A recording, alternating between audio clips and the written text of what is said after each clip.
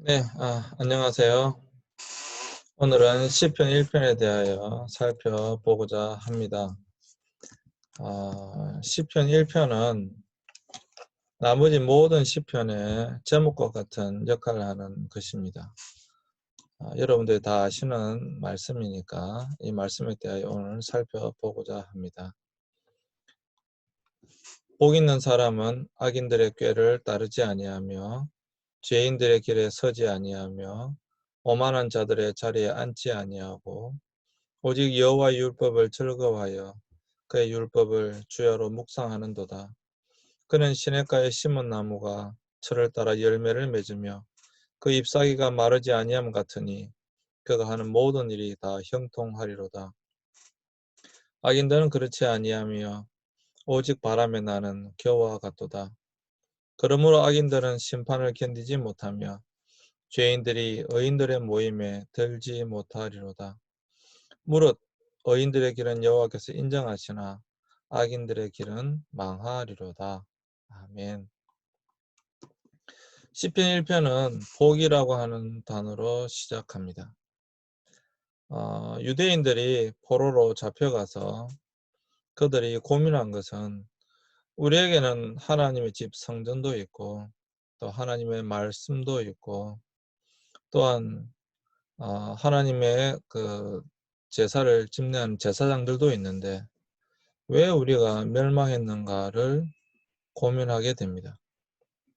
그리고 그들은 포로지에서 깨닫게 됩니다. 그것은 하나님의 말씀을 올바르게 가르치지 않고 지키지 않아서 그렇다라고 하는 것을 깨닫게 됩니다. 그래서 그들은 성경을 편집하게 됩니다. 그리고 그 성경을 편집하는 과정 중에 물론 제일 먼저 모은 것이 모세오경입니다. 토라라고 합니다. 그리고 그 토라를 배경으로 해서 시편을 편집하기 시작합니다. 그들이 시편을 편집할 때에 시편 1편을 어디를 무엇을 둘 것인가에 대하여 당연히 고민을 했겠지요. 고민하면서 그들은 지금 우리가 알고 있는 시편 1편을 맨 앞자리에 두게 됩니다. 우리가 생각할 때 유명한 시편들이 많이 있습니다. 대표적으로 시편 23편이 있겠지요. 근데 그들은 시편 23편을 맨 앞자리에 둔 것이 아니라 시편 1편을 맨 앞자리에 두게 됩니다. 시편 1편은 우리가 너무도 잘 아는 것처럼 복이라고 하는 단어로 시작합니다. 복. 진정한 복이 무엇인가? 어떻게 해야지만 복을 받을 수 있는가에 대하여 그들은 고민한 거죠. 그래서 복이라고 하는 것으로 단어로 시작합니다. 저는 대학 교수를 하면서 또 목사를 하면서 우리 제자들이 또 성도들이 어떻게 해야 복을 받을 수 있는가에 대하여 많은 고민을 했습니다. 그리고 그것에 대한 답을 성경에서 당연히 찾으려고 했습니다. 그래서 오늘 본문에 나오는 것처럼 이 시편 1편의 이 복,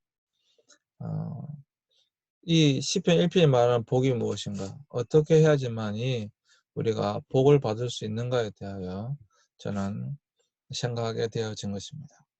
그러면 어떻게 해야 복을 받을 수 있는지 한번 살펴보고자 합니다. 복이라고 하는 단어는 구약에 두 가지가 있습니다. 하나는 바라크라고 하는 단어이고요. 하나는 아시레이라고 하는 단어입니다. 이 바라크라고 하는 단어는 영적인 복, 구원, 은혜, 성령 충만 등등을 이야기할 때 바라크라고 하는 단어를 사용합니다. 그리고 또 하나는 아시레라고 하는 단어입니다. 그것은 세상적인 복을 이야기합니다. 물질, 건강, 자녀 등등 이러한 것을 이야기할 때 아시레라고 하는 단어를 사용하고 있습니다. 그럼 여러분, 이 시편 1편에 사용되어진 복이라고 하는 단어는 바라크일까요? 아시레일까요?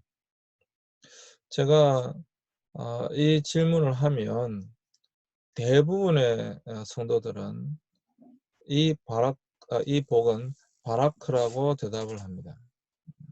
그런데 놀랍게도 시편 1편에 기록되어져 있는 이 복이라고 하는 단어는 아시레이입니다.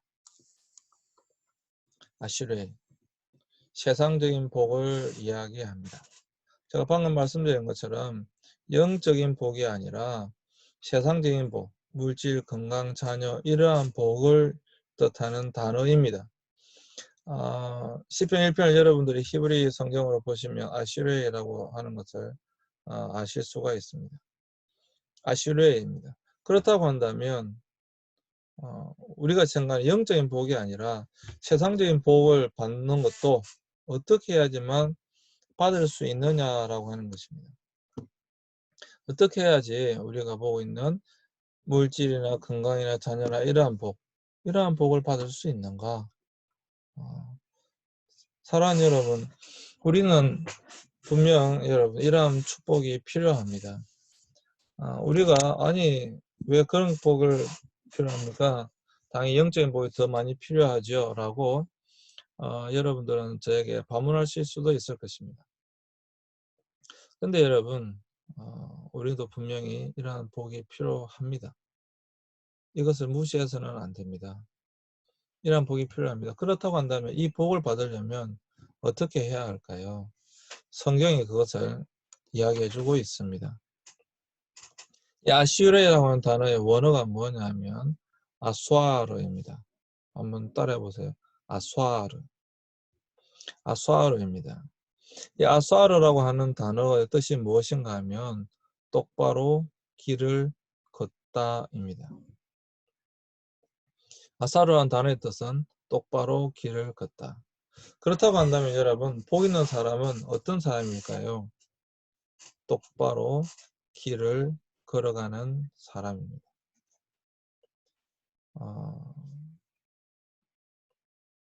저는 이 말씀을 깨닫고 나서 정말 참으로 그렇다라고 하는 생각을 하게 되어졌습니다.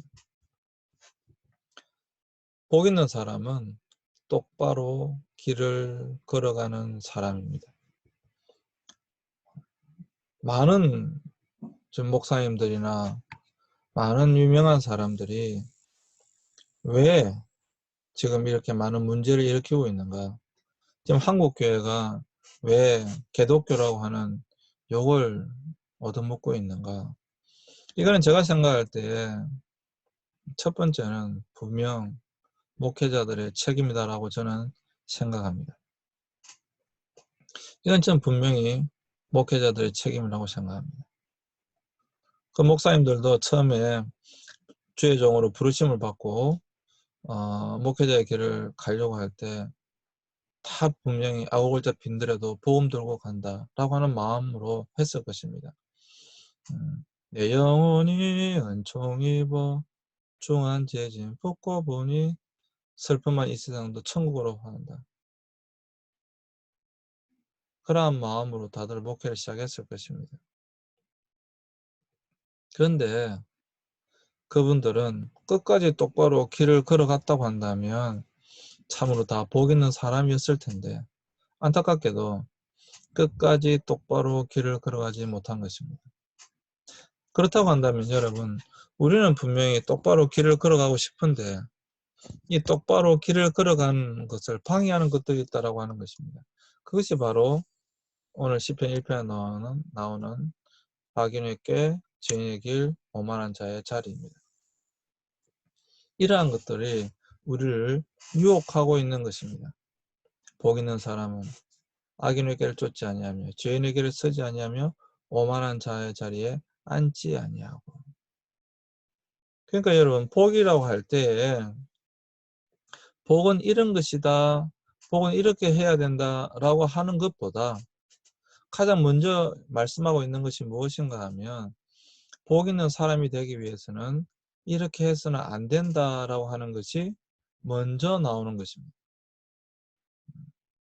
복 있는 사람이 되기 위해서는 이렇게 해야 되는 것 이전에 하지 말아야 되는 것이 먼저 있는 것입니다.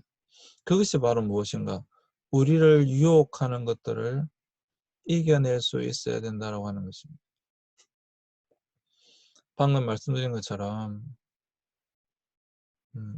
많은 목사님들이 처음에는 그렇지 않았을 것입니다.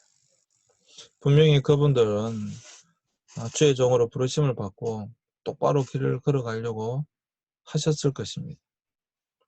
그런데 안타깝게도 처음에는 속삭임이었을 것입니다. 그것이 악인의 꾀입니다.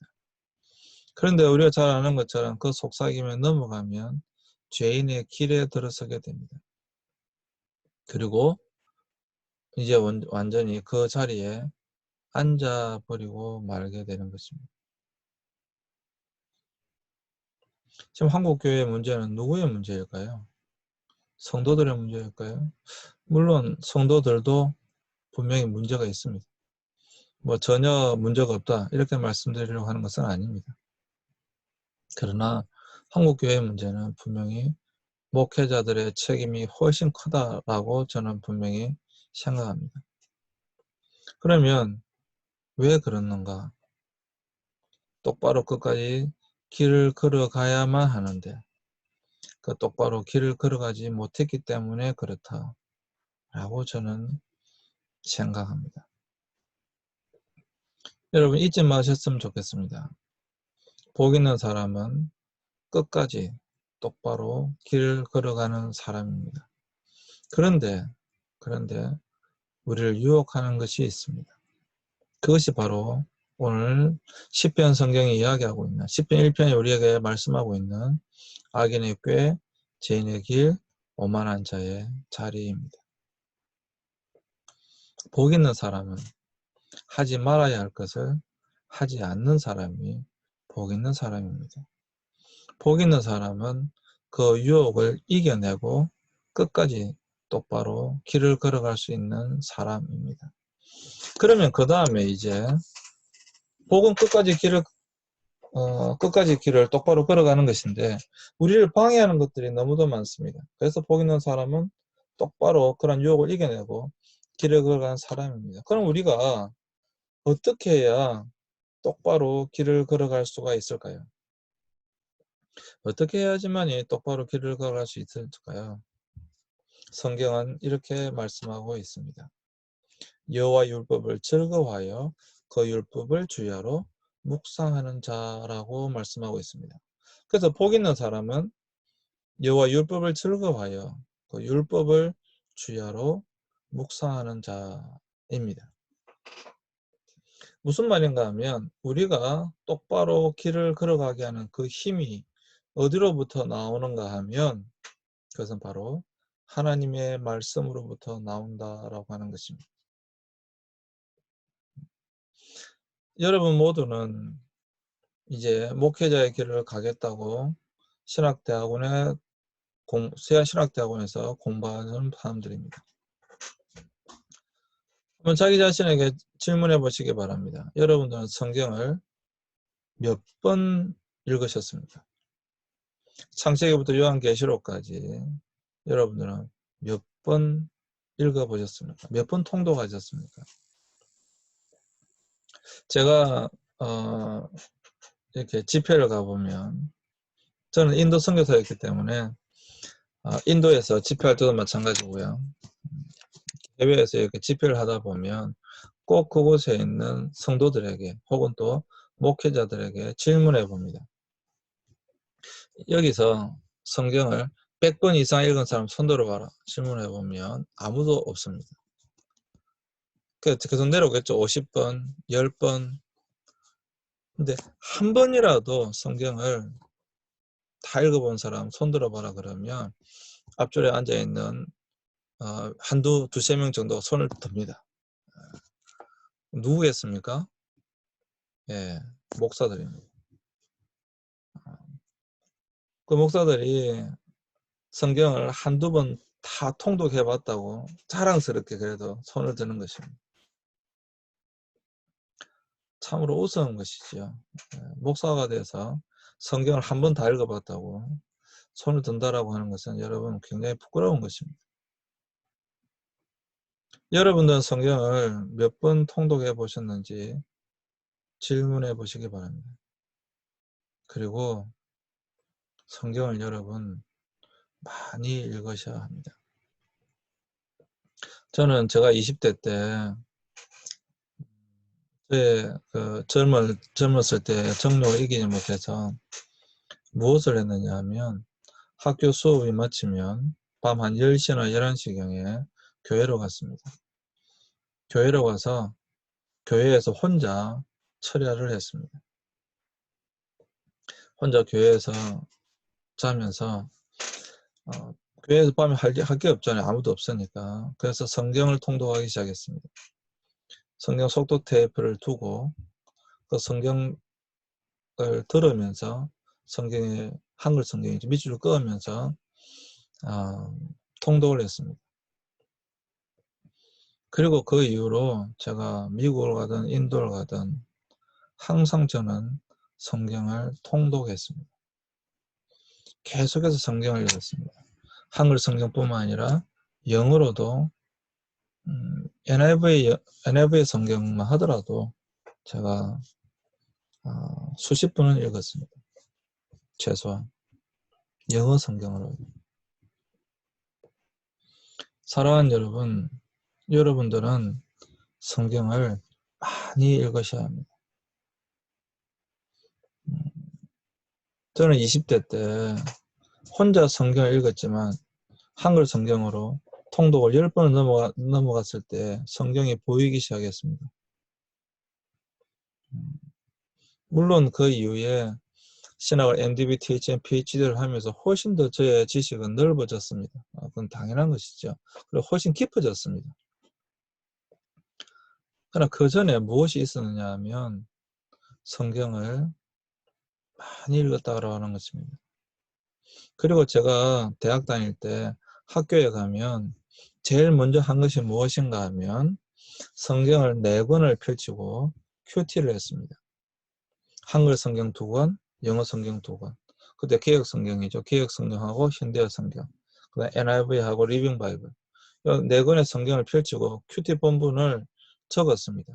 그러니까 한글 성경 2개를 적고 영어 성경 2개를 적었습니다. 적어보면 자연스럽게 그 말씀이 보이기 시작하고요. 설교가 나옵니다.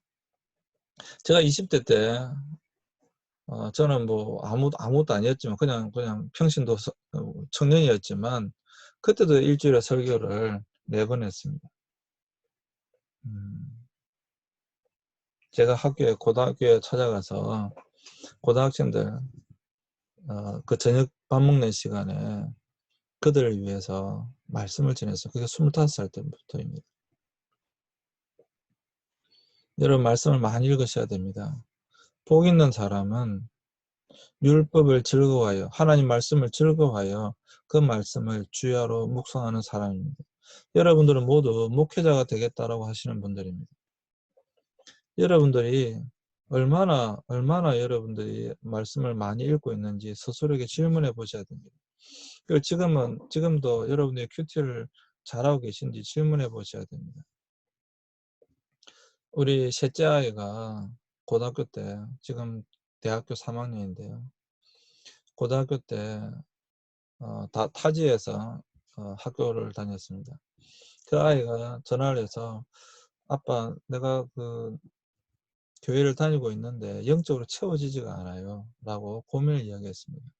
그래도 그 지역에서 제일 큰 교회를 다니는데도 불구하고 영적으로 채워지지 않아요 라고 해서 제가 고민을 했습니다. 어떻게 해야 하나 어떻게 해야 할까 고민하다가 정말 하나님께서 저에게 말씀해 주셨습니다. 네가 큐티를 해서 아이들에게 보내주어라. 그래서 저는 그때 이후로 매일 큐티를 해서 우리 아이들에게 또 제가 사역하고 있는 성도들에게 보내줍니다. 뭐 제가 대학 교수니까 우리 학생들에게도 보내줬습니다. 그것이 벌써 몇 년이 흘러서 창세기를 큐티한 책이 나왔고요. 창세기 다음에는 마태복음, 그 다음에 요한계시록, 그 다음에 사도행전, 로마서, 갈라디아서 지금 다시 요한복음을 하고 있습니다. 저는 제가 죽을 때까지 이 성경 66권을 다 큐티한 것을 책으로 낼 수 있으면 좋겠습니다. 문제는요, 분명히 저는 우리 아이들은 저보다 더 잘 될 것이라고 확신합니다. 왜냐하면 그 아이들은 어릴 때부터 말씀으로 자라나고 있기 때문에 그렇습니다. 저는 21살 때 예수님을 영접했습니다. 저의 신앙의 그 배경은 불교입니다. 그런데 우리 아이들은 어릴 때부터 말씀으로 자라났기 때문에 복 있는 사람은 하나님 말씀을 즐거워하여 그 말씀을 주야로 묵상하는 자라고 분명히 말씀하고 있기 때문에 저는 저보다도 우리 아이들이 훨씬 더 잘 될 것이라고 확신합니다. 왜냐하면 그것은 하나님의 말씀이기 때문에 그렇습니다. 여러분 모두는 목회자가 되겠다고 생각하고 계신 분들입니다. 말씀에 목숨을 거셔야 됩니다. 목사의 가장 중요한 역할 중에 하나가 말씀을 바르게 해석해서 바르게 전달하는 것입니다. 근데 여러분 대부분의 교회의 가장 큰 문제가 무엇입니까? 그것은 바로 말씀의 문제입니다. 특별히 한국 교회의 성도들은 말씀에 대한 갈급함이 대단히 많습니다. 그러한 갈급함을 해소해 주는 것이 이번에 큰 문제가 된 신천지이다 보니까 많은 성도들이 오히려 신천지에 가는 것입니다. 최소한 그곳에서는 잘못된 것이지만 성경을 가르쳐 주기 때문에 그렇습니다. 말씀을 철저하게 가르쳐 주기 때문에 그렇습니다. 물론 잘못된 것이죠. 잘못된 것이지만 최소한 그런 것에서 그런 말씀의 갈증에 대하여 해소가 되기 때문에 그렇다라고 하는 것입니다. 이 김천에도 하나님의 교회가 있습니다. 아주 교회를 크게 세워놨습니다. 하나님의 교회가 점점 더 성장하고 있습니다. 왜 그럴까요? 뭐 여러 가지 요인이 있습니다. 어쨌거나 그 하나님의 교회에서도 철저하게 말씀을 가르칩니다. 근데 오히려 우리 교회가 성도들에게 하나님의 말씀을 안타깝게도 잘 가르치지 못하고 있습니다.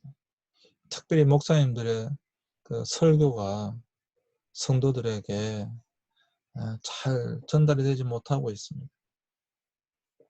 사랑하는 여러분, 복 있는 사람은 하나님의 말씀을 즐거워하여 그 말씀을 주야로 묵상하는 사람입니다.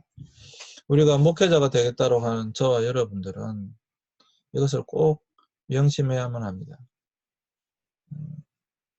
목회자로서 큐티를 철저히 하시고 말씀을 사모하시고 특별히 말씀을 전할 때에 말씀을 잘 준비하여서 그 말씀을 전할 수 있는 여러분들이 되어졌으면 좋겠습니다. 그래야 할 때, 그리고 그 복 있는 사람은 똑바로 길을 걸어가는 사람인데 그런 말씀으로부터 힘을 얻을 때에 힘든 것이 있고 어려운 것이 있다 할지라도 넉넉하게 이겨낼 줄로 믿습니다. 잠시 쉬었다가 또 하도록 하겠습니다. 감사합니다.